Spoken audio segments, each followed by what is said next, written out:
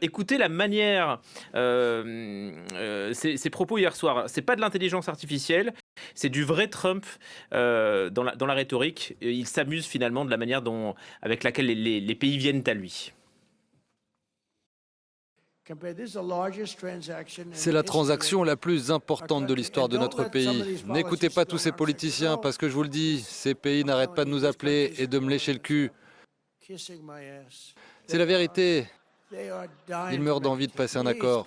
S'il vous plaît, monsieur, passons un accord. Je ferai n'importe quoi, monsieur. Et puis j'entends un rebelle parmi les républicains, un type qui veut faire l'intéressant en disant « Je pense que le Congrès devrait se charger des négociations. » Laissez-moi vous dire, personne ne négocie comme moi. Si le Congrès s'occupe des négociations, vendez vite les États-Unis parce qu'on va faire faillite. Voilà, Trump hier soir, Mathieu, c'est vrai qu'au-delà de la vulgarité, ça dit beaucoup de son état d'esprit. Un Trump, maître du monde. Oui, ça peut amuser Donald Trump, d'autres sont plutôt consternés.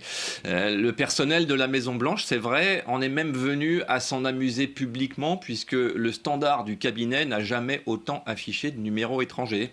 Le dernier chiffre qui nous a été communiqué, c'est 50. 50 chefs d'État ont échangé ou voulu échanger, ce qui est encore pire, avec Donald Trump ces derniers jours.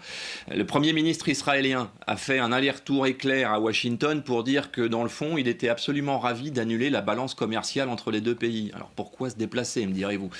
Giorgia Meloni arrive cette semaine et elle sera certainement suivie de bien d'autres. Pendant ce temps, les experts calculent, les Chinois s'organisent, mais en dehors de quelques prédicateurs, bien peu de gens sérieux se hasardent à faire des pronostics. Encore une fois, c'est ce que disait Gauthier. La Chine peut tenter de recentrer son économie sur l'intérieur. Elle peut également développer ses exportations vers l'Europe, on l'a évoqué, mais rien ne garantit que cela suffira à éviter le désastre.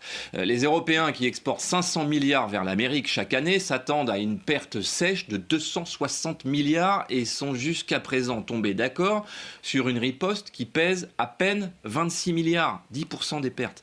Dans le fond, si Donald Trump ne se rétracte pas de lui-même, la seule chose qui pourrait lui faire machine arrière, c'est une pression forte des Américains. Après qu'ils auront vu, comme on le sait, une explosion des prix des produits de consommation courante, mais également une baisse de l'activité des entreprises américaines, qui est inéluctable, et une remontée donc en flèche du chômage. Mais pour l'instant, quoi qu'en dise une opposition démocrate toujours aussi sonnée par la défaite, on se demande vraiment quand ils vont se réveiller, la cote de popularité du président n'a pas suffisamment baissé pour lui faire perdre confiance.